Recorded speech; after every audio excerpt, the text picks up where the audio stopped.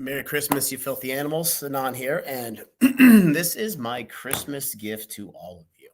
I've had a bunch of people in Discord ask me to do a video on LGS cost, break even. What do the economics look like? So we're going to walk through this now. And I actually started doing a little bit of legwork on invest and hold versus buy and churn from distro. I'll probably do that video tomorrow because I think it's going to be shocking for a lot of you. And granted, the economics are a little bit different if you have access to distro versus everything else. But I think it's going to change a lot of people's mindsets. But let's talk about LGS right now. So hopefully everybody had a Merry Christmas. Obviously, our festivities are over. The kids are happy. The baby's napping. So I have a little bit of a break here. So this is your LGS cost if you don't take a salary.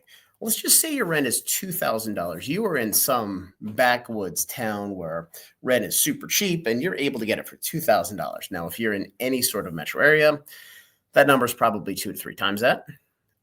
You're working in a strip mall, you have limited space, but let's just say $2,000 because everybody is going to say, well, I can do that cheaper. I can do that cheaper. You can't. Everybody thinks they can do it cheaper. You can't really do it cheaper. Utilities. So this is going to be your electricity, your data, because you're going to need internet for your POS system, your ADT, whatever closed circuit security system or online security system you're going to use. $500 probably a little bit low, but let's just go with it for now. Sanitation, trash, whatever. You're going to need one employee 15 hours a week. The reason I say 15 hours a week is in most areas you're competing against Starbucks, Walmart, Target, Lowe's, Home Depot, Dunkin' Donuts. All of those folks pay, all of those places, McDonald's, Burger King, all those places pay $15 an hour. And you get benefits. Here, you're not paying benefits. Now, you're paying under the table, most likely. I'm not condoning it, but it is the reality of the economics that we're looking at. You need to save as much money as you can. So $15 an hour, 40 hours oh, this is actually 160. Hold on one second. I actually, no, this is monthly. Okay, yep. So 160 hours a week. So this is your standard 20-day working, whatever in a month. Now, you may be sitting there saying, I can do all this myself. You're going to get sick. You're going to have family issues. You can't just randomly close the store down once you get churning. You're going to need some support. You're going to need folks that are working the register when things get busy on the weekends, when you have 40 people in the store. For all these reasons, you're going to need at least one employee. Insurance. So insurance is going to cost you about $750 a month. Now, the unfortunate part of the world that we live in is there are a lot of insurance companies that refuse to insure collectibles just due to the volatile nature of everything going up. And the second that insurance companies start to get impaired on the profitability, they drop you like a bad habit. And the fact that it is legal and the regulators don't give a shit just tells you how strong the lobby is and just paying off everybody, no different than your pharma companies. It's ridiculous, but you're going to pay probably $7,000 to $10,000 because you're going to have to cover GL policy on whatever place you're renting.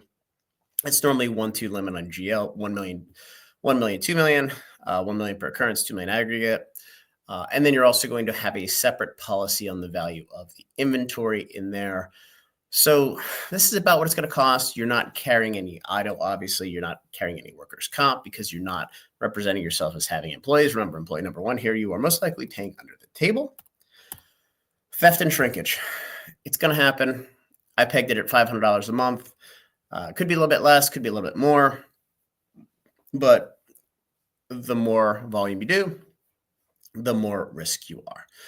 Now, the one thing I didn't touch on here is the initial cost of all of your setup. That's going to vary based on store size, but you're probably looking at $20,000 to $30,000 with your display cases and all that stuff, your wall hangers. Either way, not addressed in here. This is just the incremental margin on a monthly basis. Consumable supplies. This is your penny sleeves, your semi-rigids, your top loaders, your binder pages, anything that just you're not going to be able to resell and just kind of goes away. Bank fees, credit card fees. So the reason I have this in here, and this is actually kind of twofold.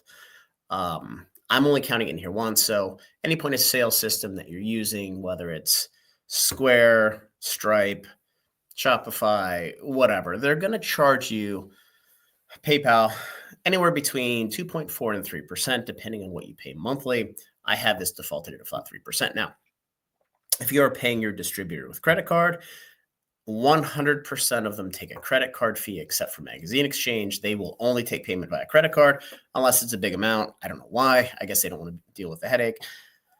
We wire everything. We don't pay any credit card fees. Just quite honestly, when you're saving 3% and you're trying to make 20%, that extra 3% goes a really, really long way. Not gonna lie. So total monthly expenses right here are at $7,350, which is, hold on, what's a,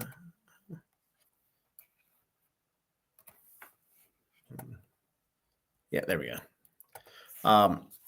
So let's say that we are expecting a blended gross margin of 20%. So you're going to do more on singles. You're going to do less on some sealed. You're going to have some freebies with people paying fees to come and play for your events.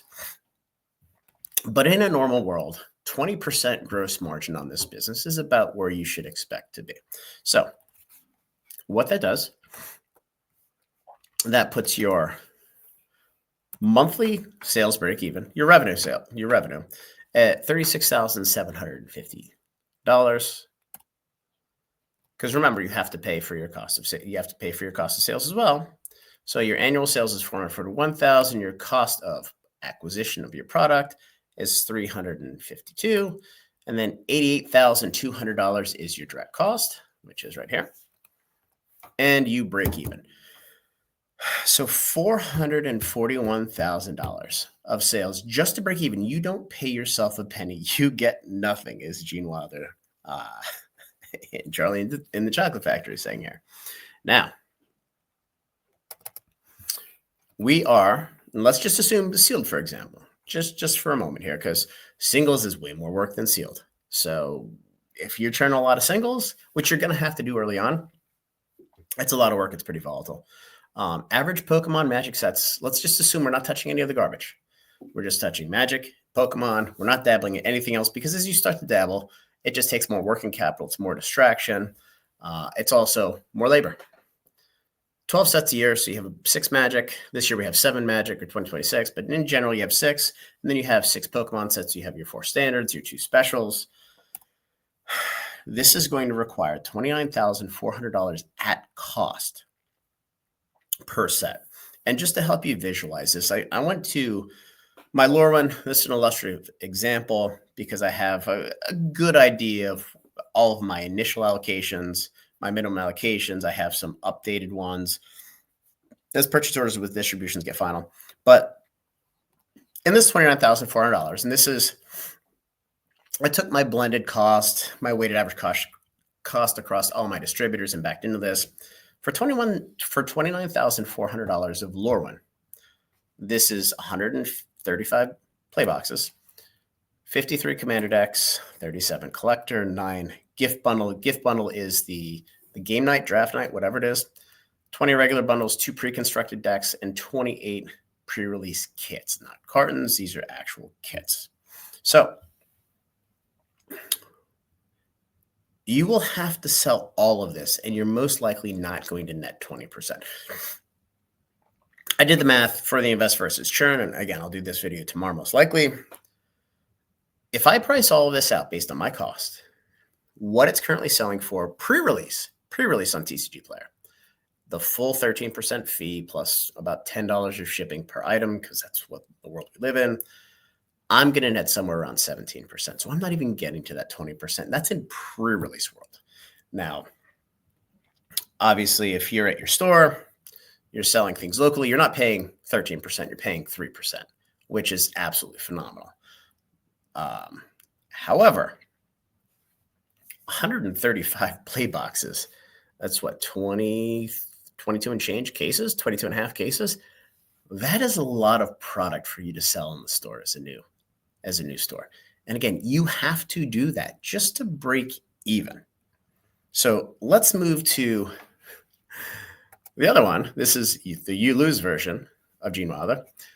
You take a salary. So we're going to assume the same assumptions here. And again, as the rent goes up, you have to get more and more. And $29,400 of a magic set at one distributor, that's going to take you over a year to build that spend. So that's why you have to diversify. You need to have 2, 3, 4 distributors where you're spending with.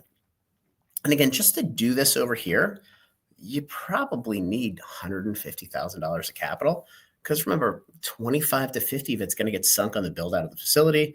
And now you're only churning an extra $100,000 back and forth. And there's times where you have to pay distribution before you even see a penny of this, unless you're pre-selling a lot of stuff.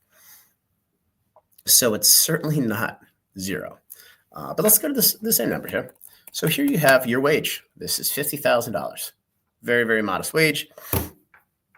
50 grand divided by 12%. Obviously, we didn't factor in any taxes because you're not making any money. No need to pay taxes. Now your credit card fees are exponentially higher because you need more revenue. So now your monthly break-even sales are $61,000. So it's an extra $25,000 just per month, just so you can make $50,000 a year. Annual sales are now $735,000. 580 to COGS. Here's your direct cost right here. Here's your net income. Just double check the math here. Good. Now, if we take the 12 sets, you now need $50,000 of product for every single one of these sets. That's 225 boxes of Magic.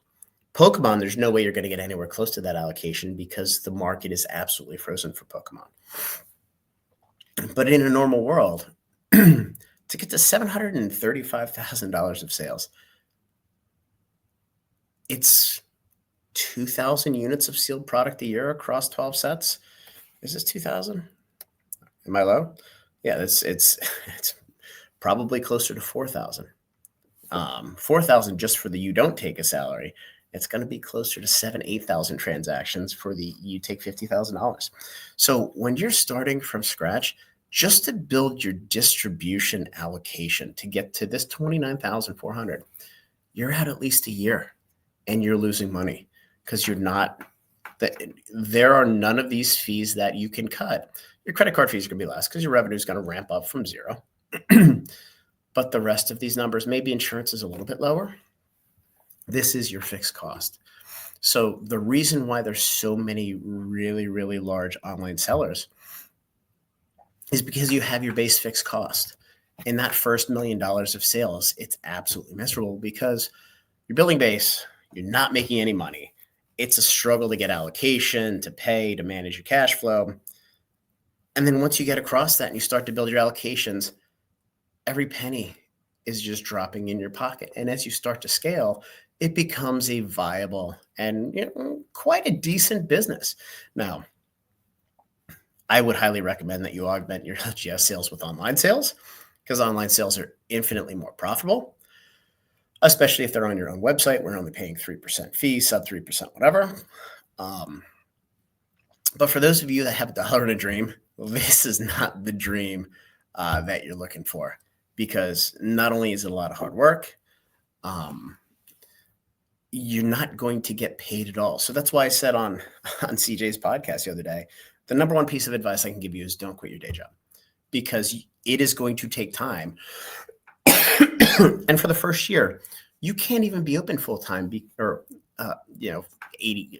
40 hours a week, 80 hours a week, whatever it is. You can't be open full time. You're obviously going to be open more than 8 hours a day, maybe not Monday, Tuesday, maybe you don't open till noon, but your allocations will not support it. And if you're buying stuff secondhand and selling this for 5%, all you're doing is churning fees for everybody else. Now, you're building a customer base, but that is investment in time and lost income that you're making for the future promise of you get to here and you make 50 grand a year. Pretty shitty existence, unless, again, you got to build that online presence and you need to churn more product. And that's the only way to make this work. So hopefully this is a little reality injection for you guys for Christmas. So Merry Christmas. Hopefully you enjoyed the video. If you disagree with the numbers, feel free to comment.